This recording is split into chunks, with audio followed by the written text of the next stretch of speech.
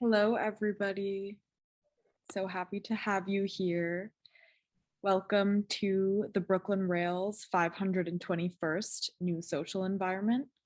I'm Eleanor, the programs assistant here at the Rail, and I have the pleasure and privilege of being your MC today for a conversation featuring David Dixon, Nari Ward, Renee Cox, and Leanne Norman on their exhibition currently on view at the Cathouse proper.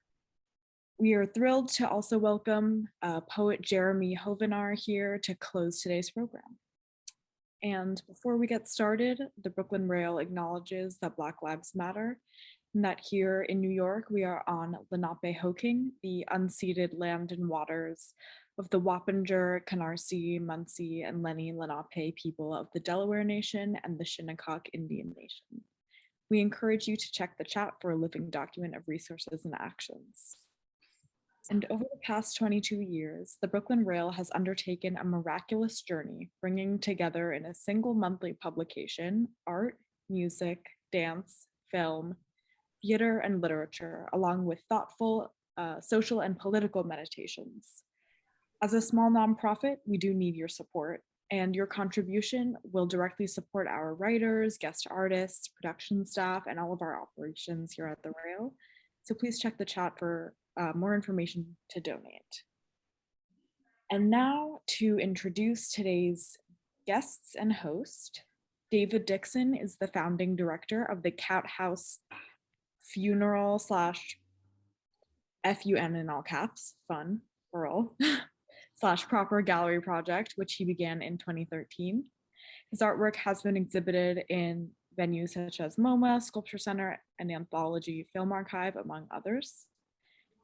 Born in Jamaica, Nari Ward is the recipient of awards such as the Vilcek Foundation Prize and the Joyce Award from the Joyce Foundation.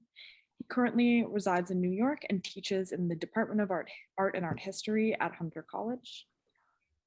And born in Jamaica, Renee Cox has been the recipient of the Artist Fellowship Award from NYFA for the McDowell Colony Residency and the Aaron Matalin Award from the National Gallery of Jamaica.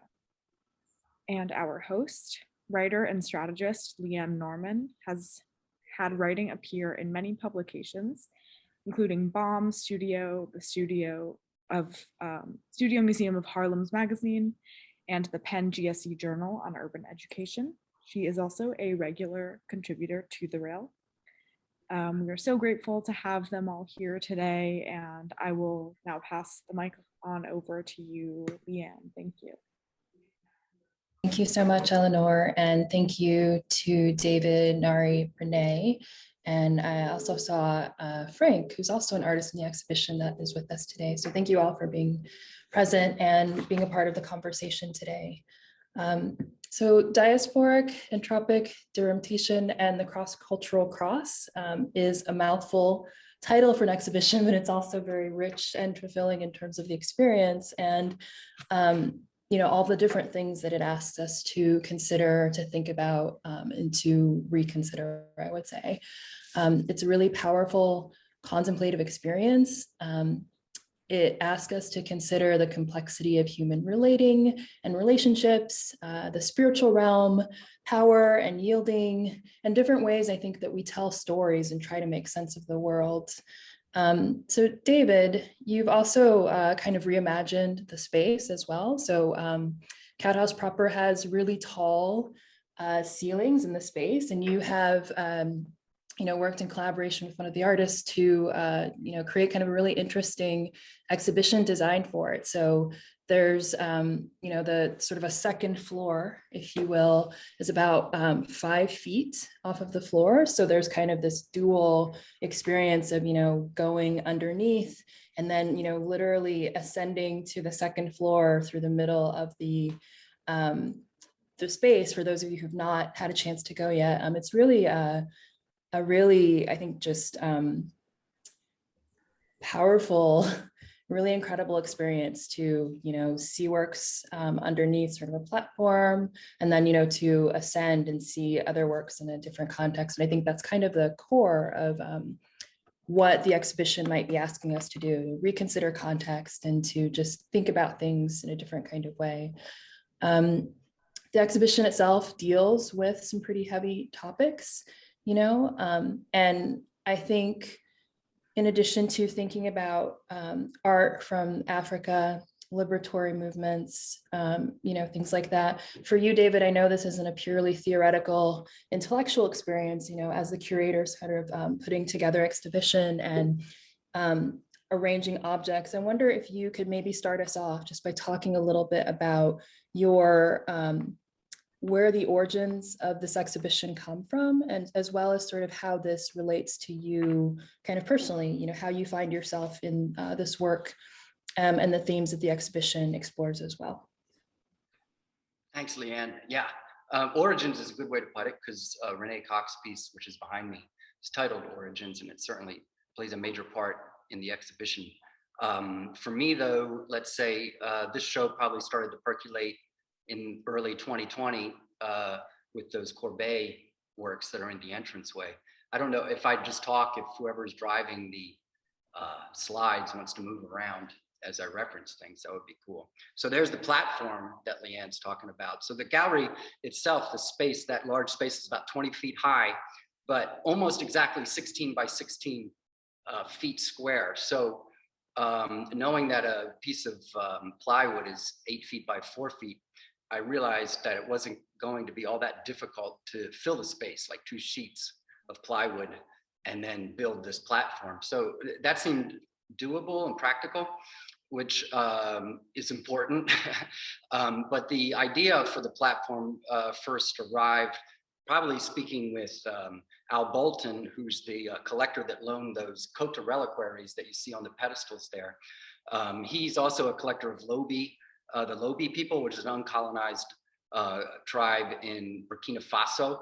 And he described going into their sacred spaces to look at the work with the people there, and having to go down into these like grotto-like dark spaces. So I was kind of thinking sacred space initially with that underneath platform, but then there are a lot of other things that the platform evokes. Like Leanne said, it's only 5 feet high, so you have to kind of duck to go under and then ascend that ladder that's in the center. So the Courbet pieces is an artist that I've been thinking about for a very long time, even since undergraduate at Parsons, especially the FUNeral Non and the Artist Studio. If you keep going down, I think we get a detail of those there. There's 7 of them in the show. They go together as a series, and they each have an individual title. But Courbet's always been fascinating for me in the relationship between the FUNeral painting, the FUNeral Non, and the studio painting, and how it's always seemed to me that those 2 paintings should be read together. And at the beginning of the COVID era, when I had some time and we were all in lockdown and I wasn't dealing with gallery issues, I was able to revisit some of these past thoughts of mine, and literally for the first time fuse the 2 paintings together, first on my laptop by flipping the studio underneath the FUNeral and realizing how perfectly they fit together, and then ordering postcards. So these are 2 postcards that are then sort of taped together and then scratched on and slightly painted in the joint, in the fusion between the 2 paintings to kind of work them and fuse them together. So like I say, there's 7 in the series, so each one deals with that union in different ways. But you can see where that ladder coming up the in the platform maybe somewhat evokes also this, well, you could talk about Brancusi, but it's more the African symbol of the cosmogram and the cross, which is something that the show is about, and is something that Nari's work has dealt with directly, and that Cecile Fremont, who's the scholar that we have in the show as well, has written about. So this all kind of, like I'm saying, came together in early 2020, and then there was the George Floyd murder and demonstration. So maybe there was some fusion there with this kind of liberatory movements.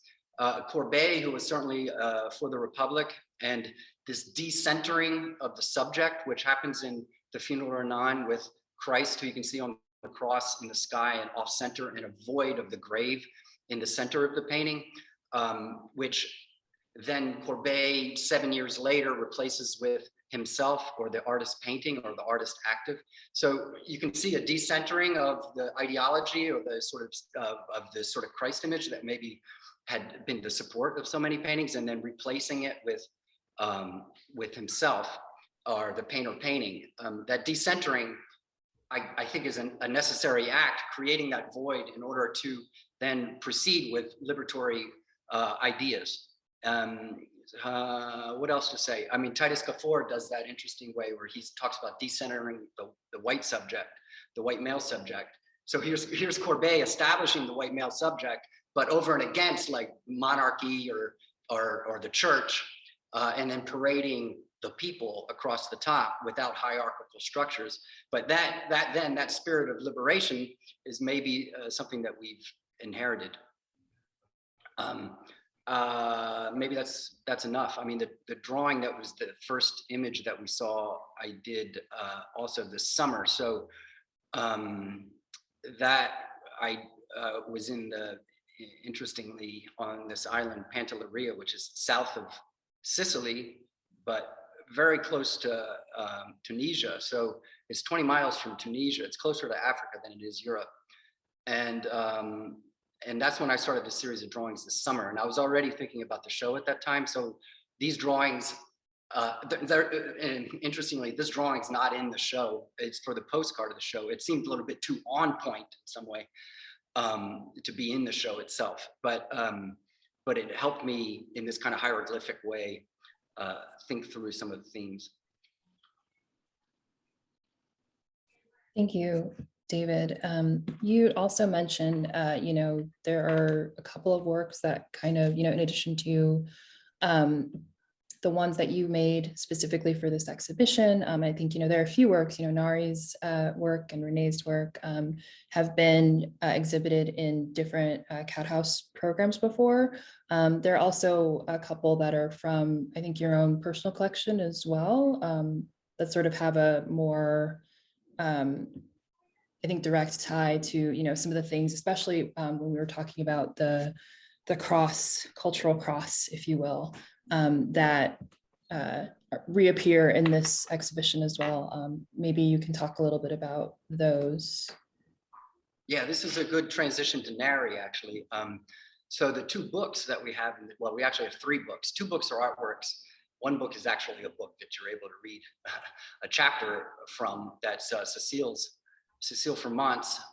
Maybe that, see on the left there this is a good slide. The image on the left, looking at it left, is Cecile Vermont's. That's what I'm affectionately calling the Cecile Vermont Learning Center. There's a book with a chapter of hers from her first major publication that won a whole multiplicity of awards around 2015, was called The Art of Conversion. And the book is essentially about when the Portuguese first arrive in Congo and the relationship that develops between the Congolese and the Portuguese around the notion of the cross. So she calls this a space of correlation that allowed those two different cultures to begin a kind of understanding. And surprisingly, at least to me, within 10 years, apparently, the Congo aristocracy converted to Christianity.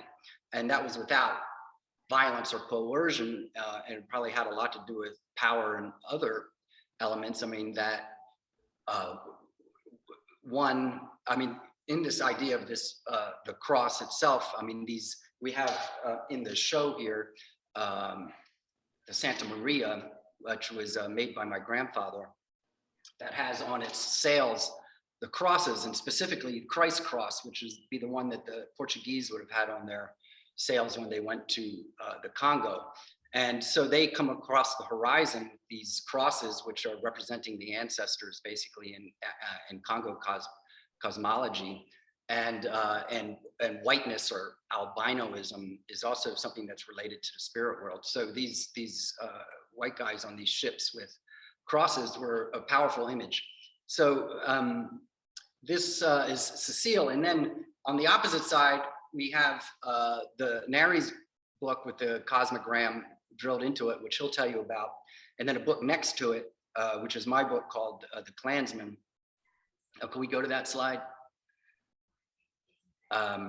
Just so you guys can see what we're talking about before I. Yeah, well, there they are together on the shelf. So yeah, that's good. There's a detail at the end of the list. There's the Klansman, right? And then Nari should be close by to that somewhere if you go up or down one or two. Yeah, the American nation, right? So there's some slides at the bottom. We don't have to look at them right now, but that show this exhibition that I organized in Beacon with the help of Paula Ocha, who's now the director of the Mother Gallery up there. But there was this large empty space that we did an exhibition in called Leaving Home. So it was near Dia, and it was called Leaving Home. And it's kind of a sister show to this one, I imagine it that way, where the notion of crossing borders, I mean, it was basically about immigration, let's say. And it was about crossing borders. And not only terrestrial borders, but also celestial ones. And I knew about Nari's work dealing with the cosmogram called Breathing Directions, which he will tell you more about. But you can see it, the cosmogram, which I keep calling it that, but you can see this diamond shape, and it's in relation to this cross, which is in the center. So for that exhibition, I knew about Nari's prior work dealing with this, and I asked him, if he had just something simple that we could put in there to talk about it, like a drawing or something. I wasn't expecting one of his major works, but he said, he didn't have anything like that, so he would think about it. And then he came up with this book for that exhibition, which I was incredibly thrilled about. So we exhibited that in that show. And then years passed by, and I'm still thinking about these issues and his book. And then I've been dealing with my own book, let's call it, or a book of my own. And it's based on this series, by this fellow named Thomas F. Dixon Jr. And you'll know that my name is David Dixon. So, which the Klansman, the book, if we can go to that slide, which I think was up to, yeah. So that's my book, kind of made with Nari's work in mind. So I have been reading this man's books for about 10 years. I guess I discovered them. I discovered them when I was doing a show called Dixie, which was about the Confederate flag and other issues. So yeah, and it was a shock when I found it. The book is what the birth of the nation is based on, and this Thomas Dixon fella is pretty much the ideological force behind that film. D.W. Griffith was the director, but this book preceded it and it was a huge bestseller. And it also made many plays. There was a play based on the book before it was a film, and that toured, the whole East Coast, north to south, and was very popular too, and made the man rich. So I'm not related to this guy in a blood sort of way. He's not my relative, let's say, but there's a lot of cultural overlaps in our shared cultural overlaps that made it important to me to understand better where he was coming from. So so I've read the books and thought about them, and I don't necessarily recommend them to anyone. But they're best not forgotten.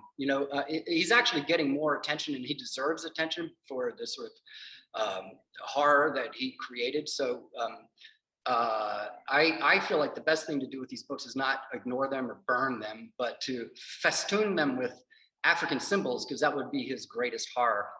And I could go on about the books, but it's probably not best to at the moment. Thank you, David.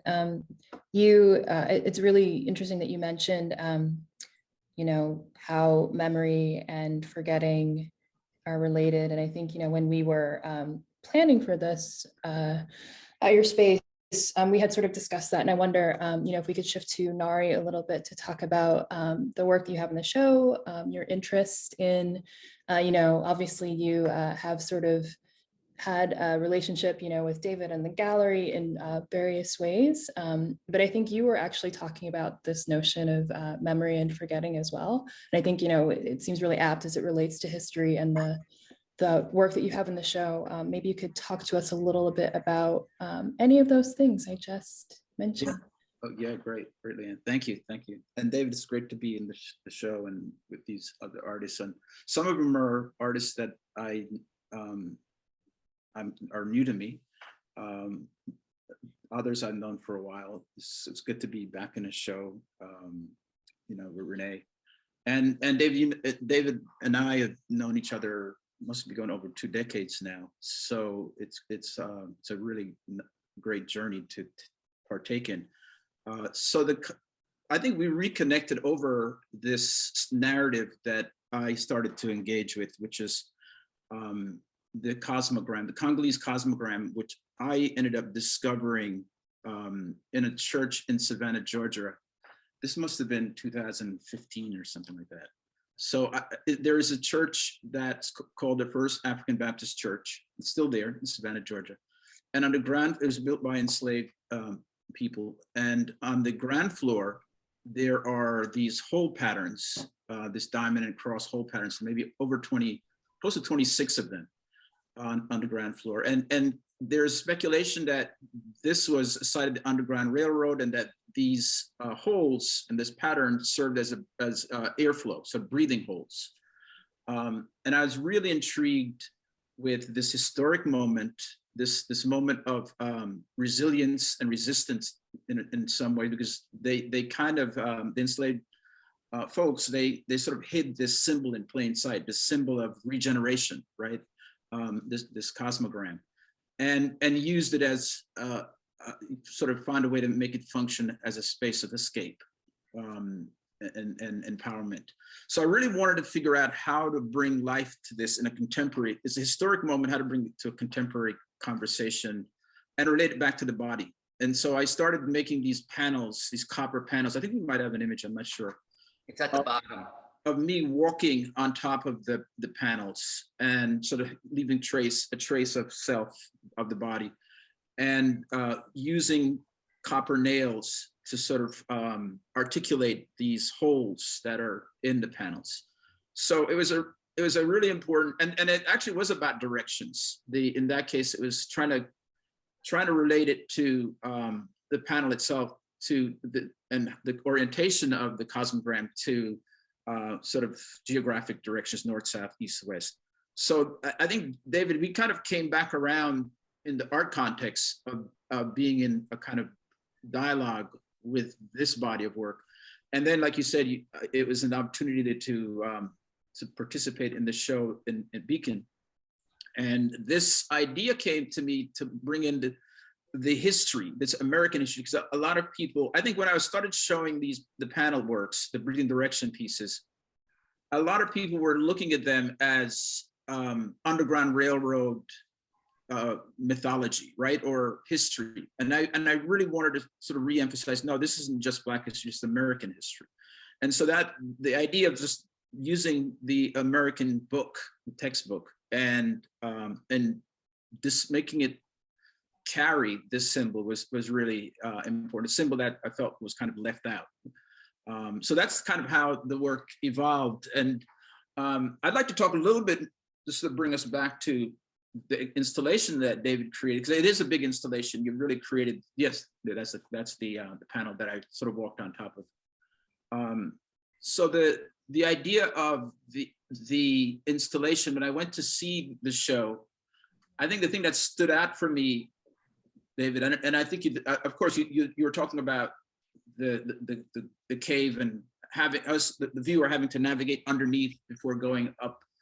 But I also came to this idea of like kind of subjugation to these Black bodies, right? Renee's figures or origins.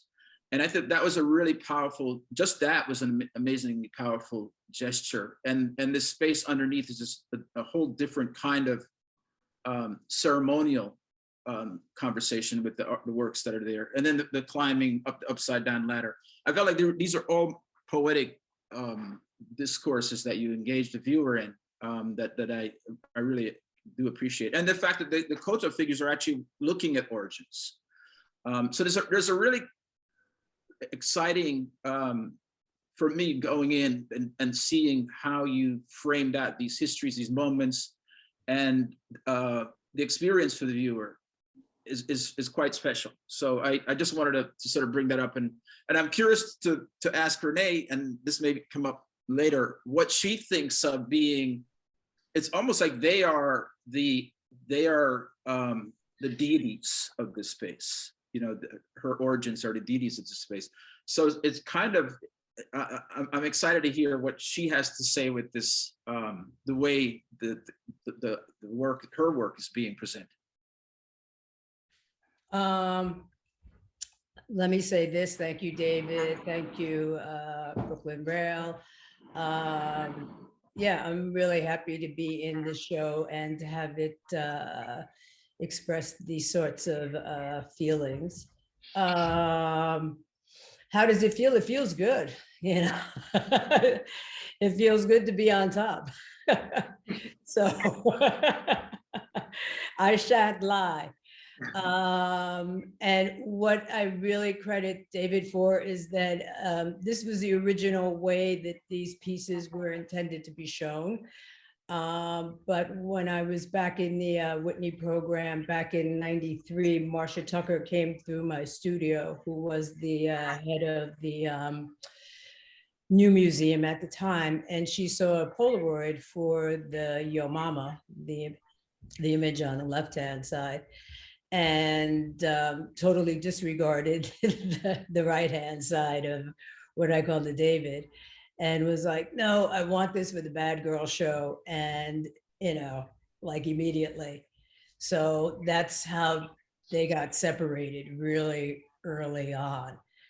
And some years ago when we did the show at Cathouse Proper, David was like, hey, you know, we're having a conversation, and I was like, you know, this thing was a diptych, and he was like, no, nobody knows that. And so I'm really happy that they're being shown together. And for me, the book that David has in his hand is Chet Diop's book, which is The African Origin of Civilization.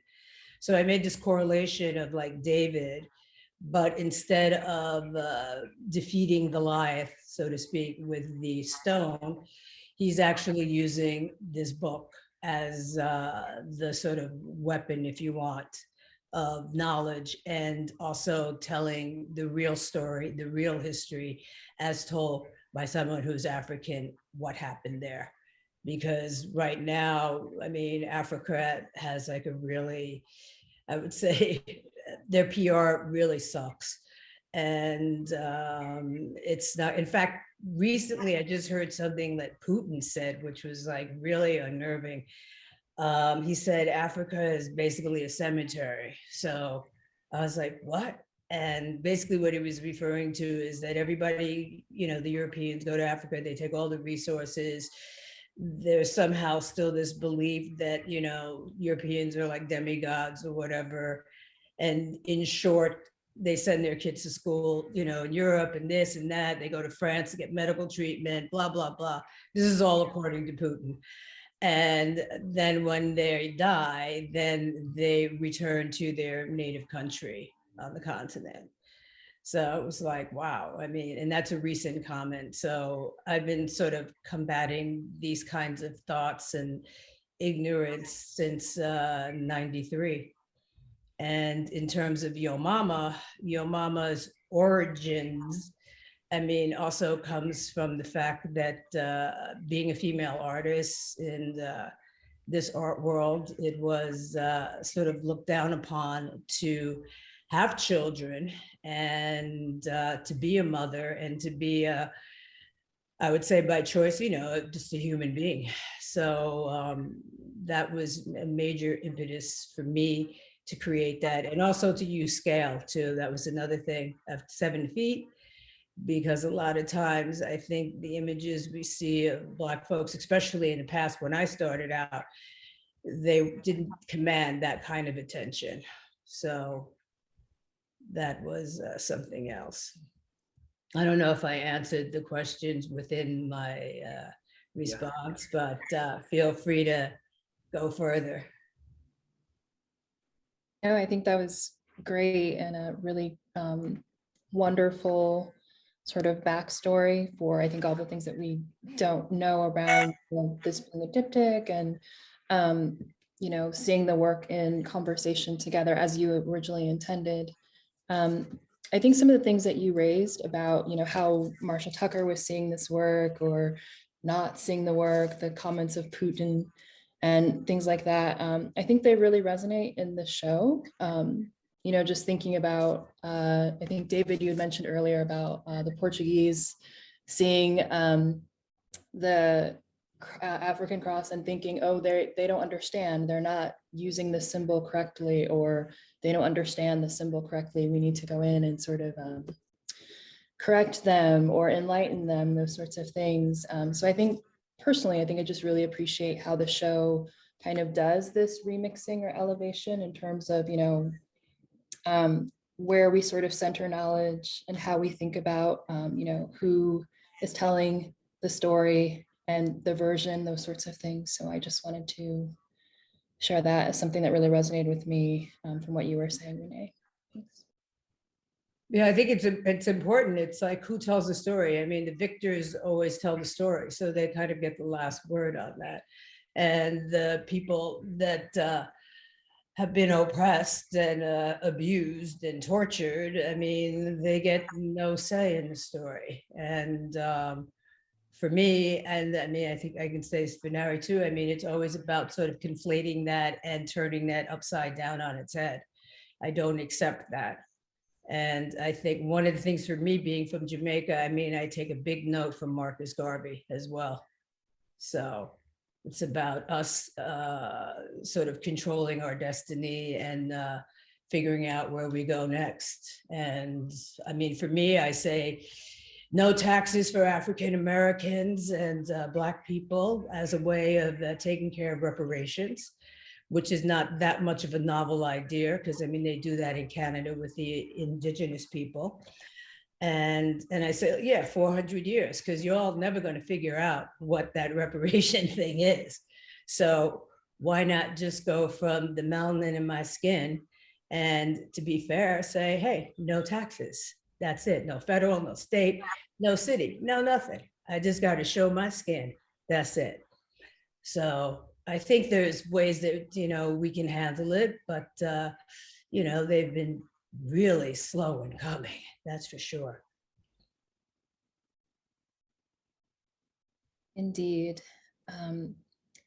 I am also thinking about, you know, kind of the recontextualization and remixing, if you will, of, you know, the meaning of an object can change based on where it is or what it's paired with, those sorts of things. And I know that I think we still have Frank Francis, who is another artist in the show, in the audience. And I wonder if we could maybe talk a little bit about Frank's work, because I find it really interesting, because I think Frank is really doing a lot of that remixing in terms of, you know, putting maybe more commercial photography into sort of the fine art context, and sort of how that might shift, you know, the meaning of that work, or how we might read it when we step into, you know, whether we see it on the pages of an architectural magazine, or, you know, when we see it, for example, at Cathouse. So I wonder if we can maybe go, okay, there, great.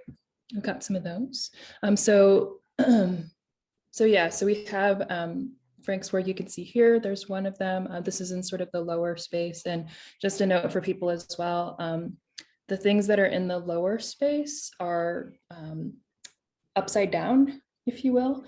And, you know, David, maybe you want to say a note about that or things, but yeah, can we go to maybe so the photographs here, this is one, I think that's just a combination of objects that I think Frank put together, and I don't know, Rail, yeah, if we can. Okay, I'm here. Hi, great. There you are. Yeah. Right. Would you like to tell us about your work? Thank you. Yeah, I mean, and also thank you, David and Brooklyn Raw, for having me, and Nari and Renee. You know, obviously love your work as well, and happy to be in conversation. And know Dan, you're there as well.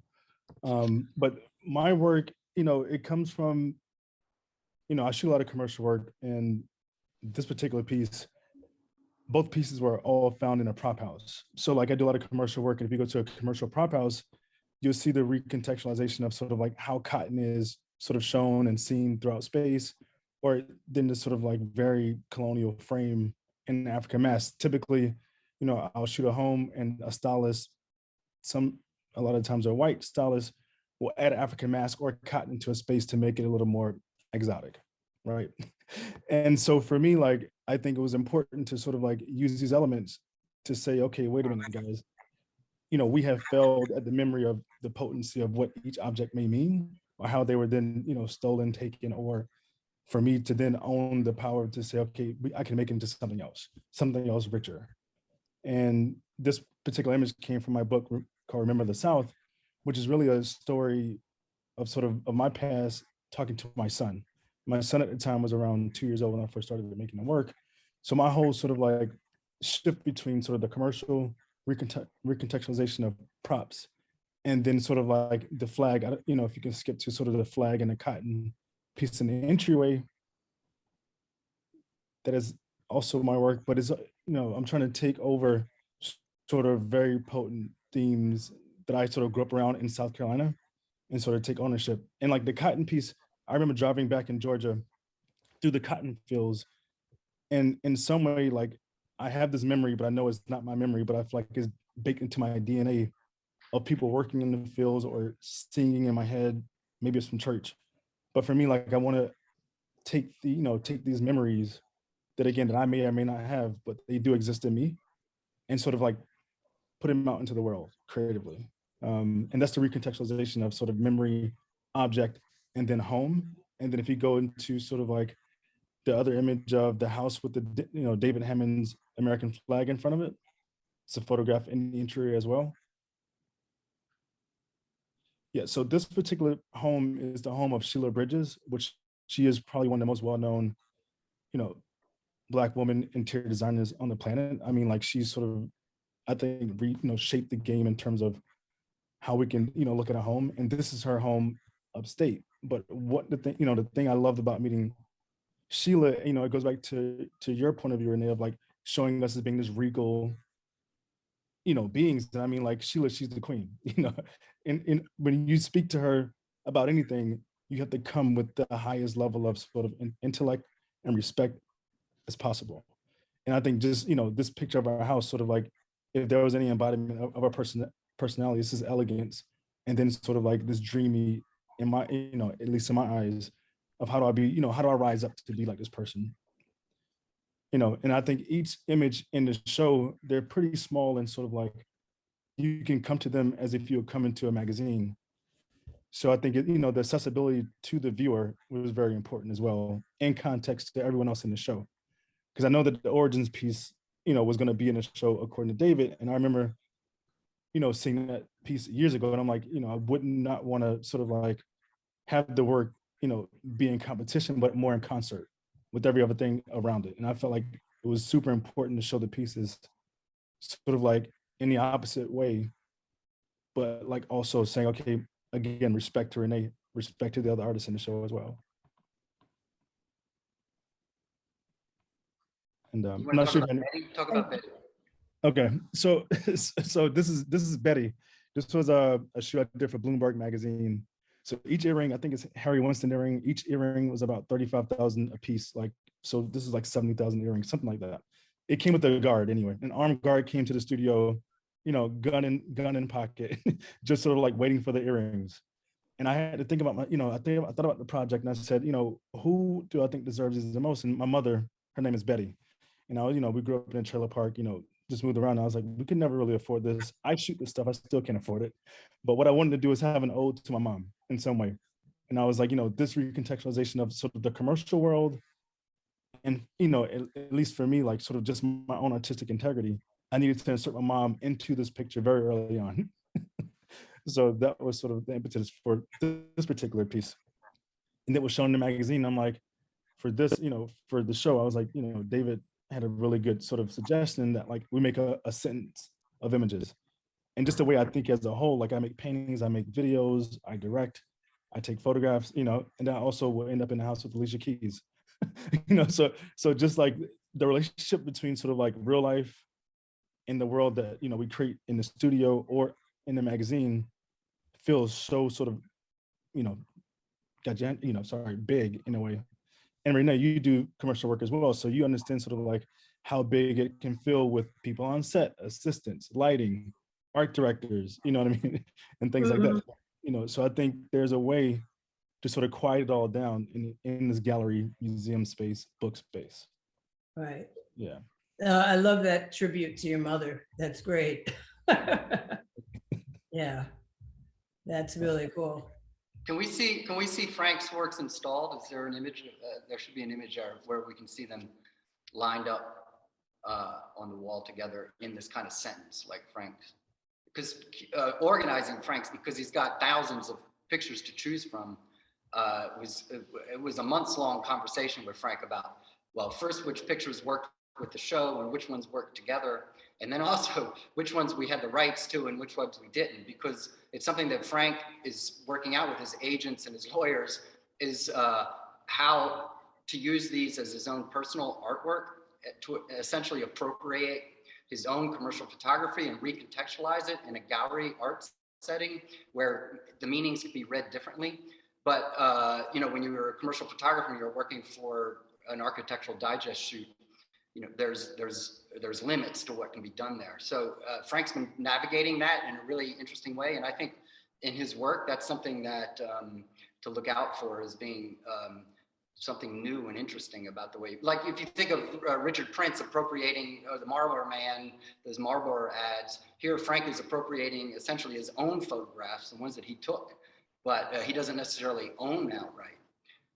And I think Frank's view and gaze in these hyper bourgeois settings is an interesting. Despite the fact you don't see it necessarily in the photograph, it changes the meanings in those pictures. And I would also just add to the bourgeois, like, so for example, what you're speaking to is like, I photographed the cover of Alicia Keys and Swiss together in their home. And what I realized is that we couldn't show it in the show because I never asked them for permission. And that, that meant that I would have to go through their PR team and all this, very rigorous sort of thing, and I was like, you know what, let's not do it for this particular show. Obviously, I think moving forward, I need to sort of work on that, way of sort of appropriating my own work. But I also think that it's also important to note that the House of Sheila, the house of this very colonial fence here, those are, houses of African-American people, you know what I mean? And so for me, like the bourgeois, I'm like, who owns the bourgeois? Mm-hmm. How do we then flip ourselves? And then what are we saying about sort of like, how do we become in the big house, right? Like I think about all my work in some way because I'm from South Carolina and I grew up around plantations, visiting them, seeing them, and then also hearing the echoes of the trees sort of speak to me, right? So I think that the bourgeois, I'm like, now we are in the big house. Are we building our own houses? And if you look at like Alicia Keys and Swiss's house, it's literally Iron Man's house. And the art collection in its own right is sort of like, an ode to our entire culture, and I think that's pretty amazing as a whole. Great. Yeah. Well said. I'd like to just, thanks, Frank, that's great. I'm wondering, I guess one of the questions I have to bring to David, because a lot of the work, all of the work in a way sort of hinges on this idea of reframing, right? Like Frank is talking about the reframing of these images. Renee's talking about reframing these images of power and the Black body. And David, you're reframing the gallery to create the experience of engaging with these reframed objects. So I'm kind of wondering how that's a big responsibility. So I'm wondering how, I guess it's an issue of addressing privilege. Is that something that you are thinking about, and how you're subjugating that to give the Black body, as you're not the center, or are you still the center? Are you still centering yourself as a white male? Or is this an attempt to do what you're talking about with the paintings, to put yourself off to the center? Yeah, that's a great question. I mean, I think that's, you ask it really well. And it's something that's obviously in the show, and to me is part of what's daring and troubling about it, is yeah, especially if you think about it in relation to Courbet and this idea of decentering. And where I am in the show, I mean, I did, these pieces earlier on that were called Heroic Social Worker, but I titled them Narcissist. So I've always seen a kind of dialectical relationship there between art production, narcissism, and then social practice where one is giving oneself over to others. So I began the gallery in 2013 after making a film called titled David Dixon is Dead, which in the film I die. And I've always marked that as the end of my youthful narcissism, I call it. And that in that ending, I was able to open up and work with others. Now, others would be just anyone other than myself. But of course, others with a capital O means others of different subject positions or ethnic backgrounds, which I couldn't speak from, you know. And inherently, if you write a book, for example, you can have a variety of characters, but and you can maybe, and that maybe is problematic, but you can sort of use different voices. But in art production, basically, if you're making a painting, it's assumed you're painting from your point of view, your subject position. So you're somewhat limited in some way in the range of activities that one can do. So I felt like curating and opening the gallery would let me work with others. I mean, but this is the tension in the project, and why maybe I don't just call it a gallery, I call it a gallery project. I mean, I think of the Cathouse FUNeral proper lineage there as being an art project. The older space that I had, Cathouse FUNeral, which was even more so, where I was actually manipulating the walls and doing things like that in conjunction and in concert with the artist. So yeah, but not giving up completely my subject position or my subjectivity. I don't think that even that's possible, really, or my inherent personal narcissism, which everyone carries. I mean, it's a matter of trying to deal with these responsibly, these parts of oneself. So yeah, we're looking at the Leaving Home show now, which was in Beacon, which was, again, a big group show, but where the walls were taken down from my old space and then rebuilt in this environment as sort of temporary walls. And you can see there Elwood Dixon's Santa Maria ship that's behind me, and Elwood Dixon is my grandfather. So I grew up with this ship around me. And that's the show that Nari's piece is in as well. So I'm glad you put that slide up. But it has to, as Nari's saying, I mean, I've been evolving over 10 years now, and maybe honing my my curatorial skills and my narcissism, and as an artist, as an individual artist. And this show is kind of a culmination of a lot of that, of trying to navigate and not avoid. I know a lot of white people, and everyone's a little afraid of one, cultural appropriation and speaking in a way about and seeming racist. But my feeling is that I sort of want that attack. I want to know when that subliminal activities and use them in my work and address those openly and risk maybe getting it wrong. I think that one needs to do that in order to air out these latent and sublimated troubling history. So I think, yeah, I didn't mean to put you on the spot in that. I think you answered that right on point, and thank you for that. I was just trying to get a sense, because I kind of also feel like the strategy that you're using, which from Cathouse FUNeral and the earlier iterations, is not unlike the, and I think and I guess I'm trying to get at why it works, is the strategy of the exquisite corpse, right? Whereas there's this continuum that you bring from the last to the next, and then that drives the next dialogue or the next artist. Oh, right.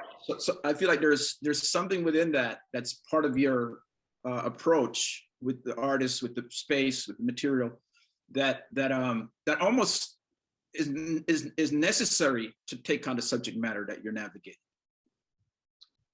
Well, yeah, the Cathouse FUNeral space, it started out as white walls, but never went back to white walls. So each show sequentially built on the other, doing that hopefully responsibly in a way that the artist could use those spaces. So we would do that very carefully. But I think it came, for me anyway, from filmmaking. So instead of collage, you're thinking montage or thinking things in time and building narrative over time, as opposed to, like, in an image that's static.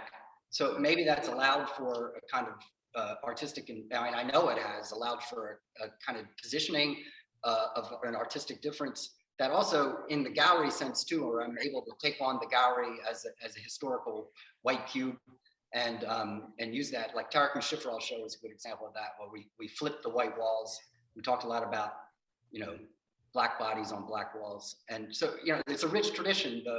And you find very quickly why the walls are white, or at least potentially neutral. They could be gray, they could be black, I don't know. But as long as it's an accepted norm, because then you know where the artist's work begins and the gallery ends. And I've been going about sort of blurring those edges, I guess. And that piece you just put up is one that, Nara and I, that kind of began our, I would say, mature conversation about 10 years ago around the cosmogram and the crucifix and his work with the breathing directions. Because I saw a show of Nari's at Lehman Maupin where he did the breathing directions in around 2013 2015. Yeah. And I have been doing these. This is kind of the culmination of a couple of years' work with the Confederate flag, but the Confederate flag is a cross, it's St. Andrew's cross, and then looking at Kuba cloths that integrate X's and diamond shapes in this kind of dialectical way, and then thinking of dialectics, say, in the master-slave dialectic, which is Hegel's big example of dialectics. So all that came together in this piece. And then if you go back to that slide where you see Nari's studio, where we did this exchange right before the show. So that Klansman book I gave to Nari, and I got I'm very excited that I got Whole Nation from Nari. And you can see in the back there I really sweetened the deal, because the initial exchange was the painting for the book, but I figured Nari and where he's at, I needed to sweeten the deal a little bit. So I threw in the book. It's a good deal. Yeah. Thank you. Leanne, we have Dan Snow here too. And we could talk also about Cecile's work. I don't know if she's out there. She's on sabbatical and she's traveling, and I'll have to do my best. And maybe we touched on Cecile's research, but her scholarly work is embedded in me in ways that this show it kind of comes out. I'm a speculative thinker, but she does the real hard archaeological and academic research. Here's her, and I noticed in her book, The Art of Conversion, which I'll plug again because everyone should read it. I noticed in her, in the book, that she had done her own illustrations, or some of her in the book. So this isn't in the book. This was just a series of still images of, again, the dialectical relationship between the diamond and the cross. And then I was in touch with her before her book came out, so we've been kind of email pals. I ask her questions once in a while. And I said, oh, I noticed that you did the illustrations in your book. And she said, oh, nobody ever asked me that before. And I was like, well, one day I might be coming back, because I'd really love to show those sometime. So over about 3 or 4 years, then it's finally happened. But this is an animation that's in the show of this, where the cross and the diamond move in and out of each other in a very beautiful and poetic way, which comes out of weaving. And I assume it's also, you can see it in South American culture in weaving, where you sort of inevitably end up, because of the warp and the weft, with these diamond and cross shapes, which is mythologized then in the Congo and other places in Africa. And then my big point with Cecile and asking about is that, okay, the irony is that the Portuguese show up to the Congo bringing what they think is the sign of the true cross, to save, the Africans. But in fact, they're essentially very possibly returning the cross to its origins, because the traditions in Africa, it's difficult archaeologically, again, to determine this, but are incredibly deep, obviously. I mean, as Diop points out in his origins book, the one that's being held by Renee's David, points out that, his major point in that book is that Egypt was seeded from the south. So the Nile runs north, that it was seeded from the south, the southern sub-Saharan part of Africa, which would have preceded in some ways the Sahara itself, because that dried up around 6000 BC. So it's my feeling is that the irony is the Christians are bringing this cross back to its origin, because if you look at, and this has been my recent passion, is early Christian imagery, which is just like first century. It's before the cross is a crucifix. So the cross existed before it was a crucifix. Someone put Jesus on the cross around 4th or 5th century, as far as the symbolism goes, and connected it back to the crucifix itself. But those crossroads imagery, you can see it in also in Greek, where the crossroads with Hermes and the escort of the dead, often like the crossroads, that place where the two lines crosses has always been a magical place. Let's say where one axis is the ancestors, and there's an image of death and regeneration. And the show is now ending on Easter, which I'm very happy about, April 17th. Yeah, and we do have Dan with us, and I know that we're coming up on our time here, so I want to make sure that we're able to see some of Dan's work in the show and tell us a little bit about that as well. I have here with me in the gallery. Yeah.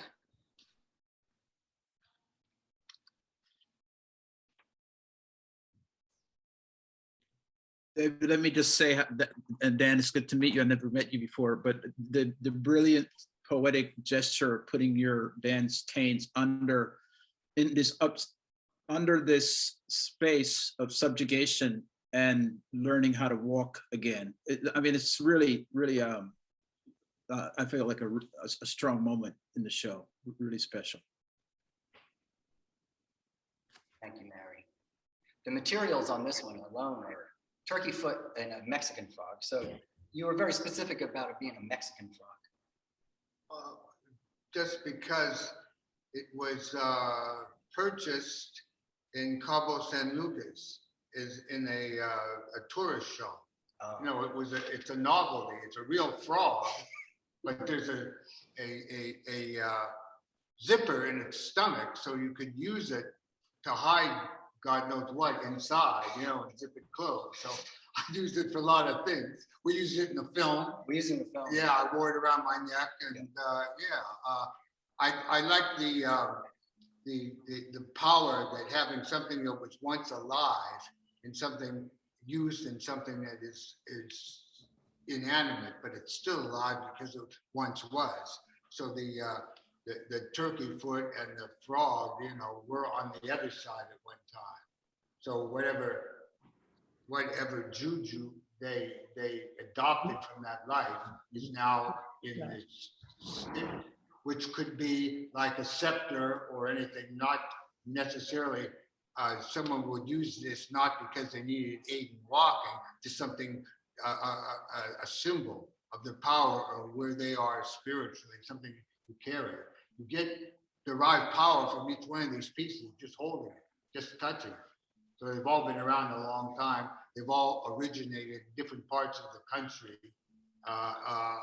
So they all, just in looking at them, you get some kind of story, whether it's the actual one or not. Which is, and the sticks go back, the walking sticks go back before you started to quote unquote make artwork, you know? Because you started making artwork about 10 years ago, but the sticks. Yeah, I always had, I collected sticks that other people made because I just liked them. But then I started finding pieces about them. This one has it's a cow bone, beef bone, and it takes them from, they're all found objects. All the sticks, all the wood has been picked up off the street or off the beach or out of the woods. But in putting something that I've made or something that God made in it, puts a little something extra into the mix. So I think that would come out when it's in the lower, right, and the lower, depths. This was a stick found backstage at American Players Theater in Spring Green, Wisconsin. It laid off stage right. I kept passing it as I was making my entrance on and off the stage. And I liked the shape. So I picked it up. It was 12 or 13 feet long. So I took it to the shop, had them cut it off. Then I used a lot of my off time in stripping all the bark off, coating it in beeswax and linseed oil. I got a nice shiny surface on it. Then it was outside for many years, so it reverted back to its natural stage. and and added also beach stones from the Hamptons and an African carving, which you can see it there, yeah. So it's it's a hodgepodge, but that's what I do, hodgepodge. You're the hodgepodge. I'm hodgepodge. So yeah, it should be said, because he touched on it there, that Dan is a trained actor. So he was basically an actor until, well, you still are, but started making art at 54 years old. So so hence he gets outsider status, self-taught. So we've done several outsider art fairs together and a bunch of shows as well. And he's acted in my movies, which I made 2 feature films. So that's how we first met then, is Dan as an actor. And then he started making art, and we've been following that. So that's why I have to have Dan here next to me when we're talking about things, because we've been traveling the road together a long time. Great. Thank you. Again, there's so much in this show, and it's very, there's so many poetic gestures and so many thoughtful juxtapositions and recontextualizations. And thank you, David, to putting it into the world. Thank you to the artists who have agreed to participate in it and help it come to life. And I think with that, I think we're at our time. Maybe we're shifting to our Q&A at this point. We're at 2 right now. Thank you so much, Nari. We'll miss you in the Q&A. Thank you so much. Bye. Thank you. Hi, Nari. Oh, guys, thanks. Sorry, I got to.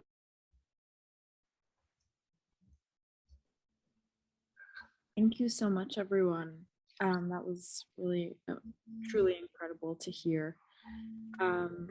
I believe we do have some questions from the audience. I would first love to pass the mic over to Luisa Rabia. Luisa should be able to unmute. I did. Yeah. Hi. Can you hear me? Yes? Okay, great. So, no, David, because you said that some works of you inspired the exhibition and also the way you installed the works in the exhibition, I was wondering if you wanted to point out the fact that the works below the floor are actually upside down. I think that those works, which are by Dan Snow and Frank Francis, are referring also to the work of Courbet that you flipped upside down in your own work in the exhibition. Do you want to say something about that? Because I found that installation very striking, personally. Thank you, Ms. Rabia, for the question. Yeah, that is important, and it's as I think we pointed out, everything's upside down under the platform. But also, if you look at those Courbet, the studio is upside down, so it's sort of the flip side of the underworld, through which one comes up, then up the center ladder in this installation, which relates to the grave in the Courbet pieces. And I think Lou even came up with this herself. But in the equation of the show, I mean, the platform can be and is a lot of things. But and when we're talking about liberatory movements and Courbet and the sort of end of this sort of Enlightenment period, is that you can relate slavery to death. So I feel like one ascends up out of this underworld and death into a kind of conscious world and life above. And it relates to the cosmogram too, which Four Moments of the Sun by Robert Farris Thompson, which the cosmogram shape, that diamond shape, is tracing the motion of the sun from noon to the horizon and going under the horizon and then ascending until midnight and then ascending back. So you have this movement of the sun going down below the horizon and rising back into the underworld and back. So the platform, mimics and that's the symbol of this cross and this cosmogram, and it's going into the underworld and then coming back to light into the conscious world.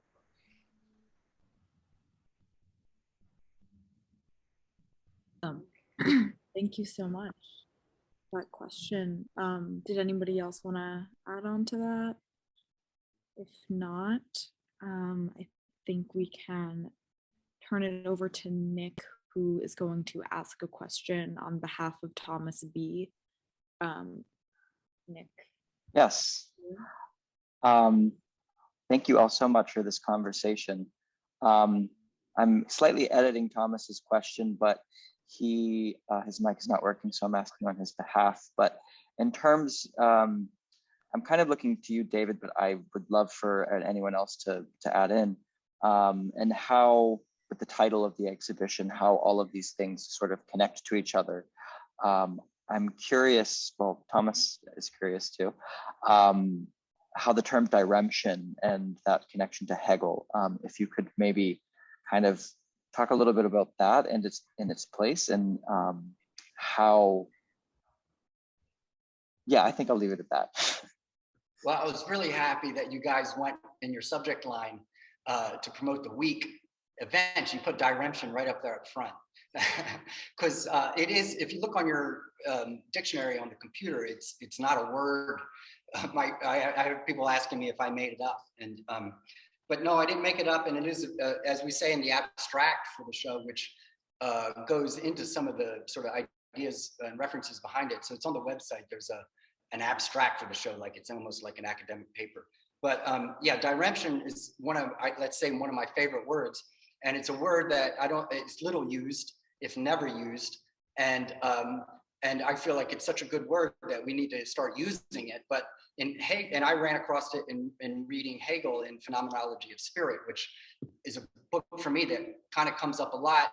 It never seems to go away, sort of like the Courbet, and I have reasons why I think that's true. But with diremption, it means a self-divided self. So it's basically a whole that's divided, that's in its essence divided. So it's kind of paradoxical. And Hegel uses this to describe basically human consciousness, and he refers to it as, he refers to it as the source for all philosophy. So, or the source for the need of all philosophy, which is important, the way he phrases it. So, and that need being that he also, this diremption you can think of as the Garden of Eden, which goes back to Renee's piece and origin, but the Garden of Eden and being expelled from the garden, or the tree of knowledge, and where human consciousness is always divided. So we're born into a quote unquote sinful condition of unknowing, and that we're sort of cursed, let's say, to try to rectify that. And then that relates to Hegel's dialectics. And my feeling too is that, you know, as Hegel talks about dialectics, is that it's an essential part of human consciousness. It's not something that the Europeans invented, you know, in the Enlightenment period. So dialectical reason, I see in these kinds of, you know, often, and I think it's somewhat condescending, but also incorrect, the way that European interests have seen what's called dualism, which is kind of like opposition, male, female, or these kind of binaries that don't cross each other. But if one looks at the Kubikloss, for example, or the Mali mud mat like we have in the show here, and you're using this diamond shape and this cross shape, and using black and white like we do on the floor in the show here, using black and white as oppositions, they're always mixed and unified. And you can think of it in terms of like the yin yang, where there's a little bit of black in the white and a little bit of white in the black. That's something that I feel like that's why I like this word diremption, and is essential to the show. But and then in the title there, it also mentions entropy and diaspora. So I mean, I don't know if you want me to go into all that, but I think I try to bring them all together.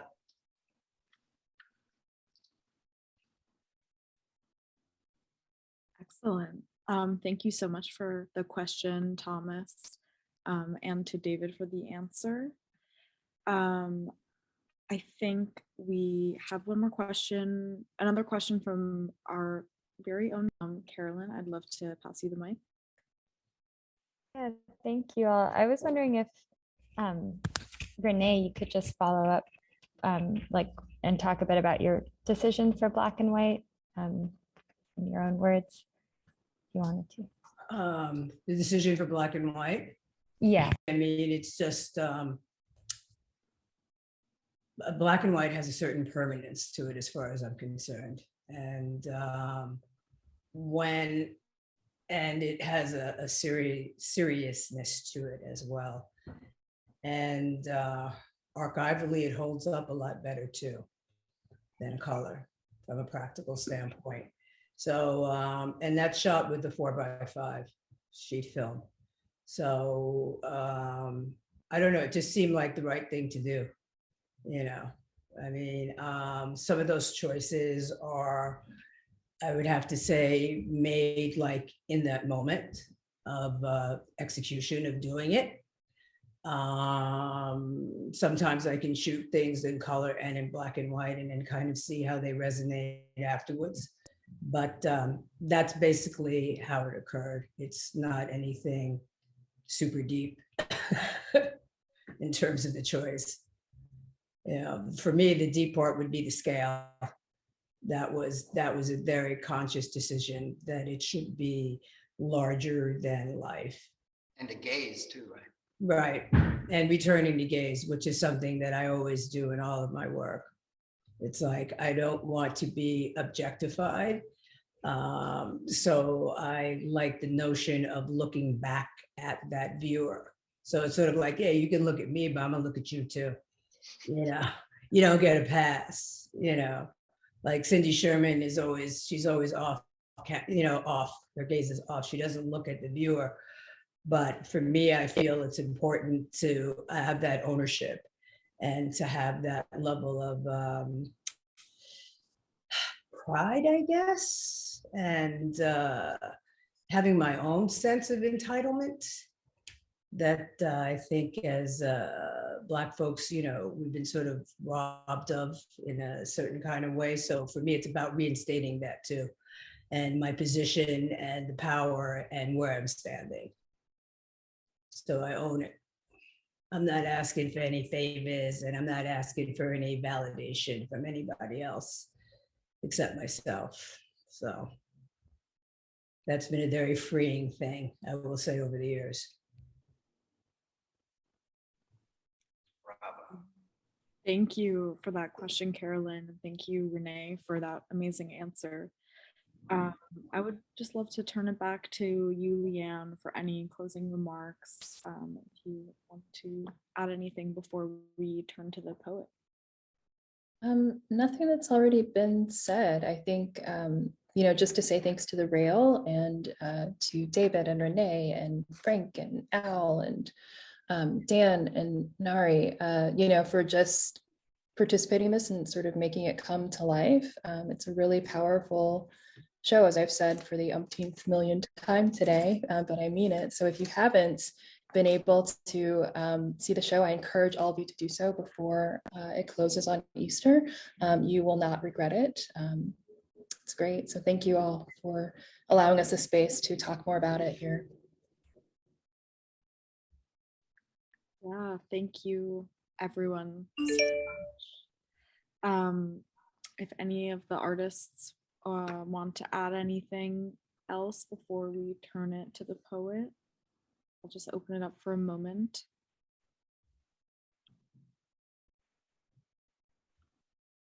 Just say thank you. Good, thank you. Yeah, thank you. Thank you. Yeah. Perfect. Beautiful, beautiful conclusion. At the Rail, we do have a tradition of ending our community events with a poetry reading. And today I'm thrilled to welcome our poet laureate of the day, Jeremy Hoevenaar, to the stage. Jeremy is a writer and a composer that lives in a place both here and there with his beautiful family. He is the author of Cold Mountain Mirror Displacement from American Books and Our Insolvency from Goliath Books. Other writings can be found online and at the Brooklyn Rail and The Believer. Jeremy, thank you so much. Pass the mic to you. Thanks very much. So there's some stuff going on outside. Maybe you can hear it. Is that loud? If you do hear it, you can just pretend it's a kind of pleasing drone that accompanies the reading. I think it's like some kind of leaf blower or something. Yeah, thanks so much for having me. It's such an honor to be included as part of this presentation, which I thoroughly enjoyed. Super interesting. The work was so great. I'm just going to read 3 pretty quick things. I did have very grateful to the Rail and Anselm Berrigan for running a pretty long piece this month in the poetry section that, you know, felt kind of risky to me, and I'm real proud of it. Anyway, I'm not going to read from that, but the things that I'm going to read here, I think resonate with it pretty well. So the first thing I'm going to read is a poem by my good friend, Tom Donovan. And I encourage you to look up his work. He's brilliant and a great poet. This is a poem he wrote recently that I just love. It's called Pig. I have never loved a pig, but I too wanted to care, not for everything, but for everything I could. I wanted to remember what I said to you when you needed me to say the right thing, and the times I didn't. I wanted to remember not just the song, but the way you sang it. In a better world, there would be nothing instrumental in the way I search for things. I would enjoy the search, especially the way the earth and trees and truffles underneath smell. I'm told that wild truffles have such a powerful odor that it emanates above ground. Everyone doing the thing they most want to do. Everything in its time, and especially dying, and especially remembering the dead. How they sang to us, the meals we cooked for them, the wine she drank that night. I kept thinking about that line from Olson. My memory is the history of time. Arrogant prick. But what if he was actually referring to melancholy, all that we refuse to forget, by locking it inside us forever, encrypting it, as it were? I kept thinking about Orpheus, who the contemporary equivalent would be. A person who knows even the sub-basements of their necropolis, a person who can't leave the pig, their Eurydice, behind, though it has meant losing her a second time to second death. What it would mean to not leave the senses as they were born from the earth. What it would mean to fruit inside the earth. It's Tom's poem. Just read a couple more. I'm going to read one from a book that came out last year called Our Insolvency with Goliath Press. And this poem's called A Feeling Of. There's a tone of each request to rise with boneless energy, and literally like whatever, field to reminder backwards into our earlier shelves, those heads in unwashed clothes. A thought complete within its options, rates unseen unfold. Hello, surpassed clarities of icons suspect to form, banging away at it. Them, our duplicate comedies in pliant compression, steep music's patient light, autobiographical blue, a space to window aground. A high rain, an earful among bridges. So here we're so again, wildlife dug up of an afternoon, creaturely from one branch and undoing the next. Almost amazed in our 40s to have jobs, to be alive, phoned and burrowing, eating allotments of keystroke, drill index, and homemade soap. Am I an anchor to fuss this thinging need? Proxy flecks of white police vested checking around outside in slip of day to day, zoning faces to drag a net of bodies, humming back into a doom of symmetries. I wake up tired, worked, middle-aged beginner squandering my knees to enshrine forgetfulness. And always this ringing in the light I only hear but need to see. Rituals of water and repetitive motion, familial, rising like smoke to fade into a sugary pulse of air. A feeling of marching, a feeling of walls and walls, and seeing all this other seeing, stumped, linear, back to stirring soupy rage. I'm just waking up, realizing I've been awake. Is it right on time? Earlier than usual? Too late? I'm just waking up, realizing I've been awake. I see the birds, etc. They do not move, etc., but chirp and cling in corners of the air, fickle emblems of conditional repair. Go light, the sun is a star. And then I'm going to read one more which is pretty old. This is about 10 years old. And I thought it felt right. It's called a First Transubstantial Terror Projection Poem. Maybe that's a tip of the hat to Allen Ginsberg. Okay. I want someone else's terror. For instance, the old man of the mountains terror of inverted hospitals, of empty bottles acting as sunk cataracts, the pain in the back of a gust of wind. His terror is also that his singing will be heard. His terror is also that the old woman of the mountain will turn and metamorphose into a tree that is also a well. His terror is also that this will not happen. His terror is that what he thinks is always the opposite of what will happen. His terror is also the opposite of this. His terror of loops, loops found in water, air, wood, dirt, and the entrails of animals, which terror dictates it is necessary to eat. These terrors are his wizened and subdued brand of professionalism. But these are not the terrors I want. These terrors are too mythopoetic. These terrors were present at the first twinning in the dark of the first recognizably infinite thing. These terrors are like a baby who is also an eternal wizard of terror.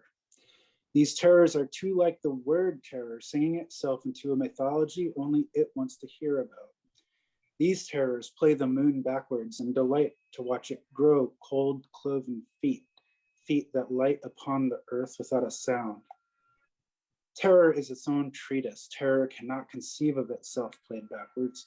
Terror can, however, turn the volume on itself way down and become curiosity. There is a story about terror I would rather not relate. Terror is genuinely interested in the idea of a radical acceptance. Terror knows there is a gap between an idea and an action.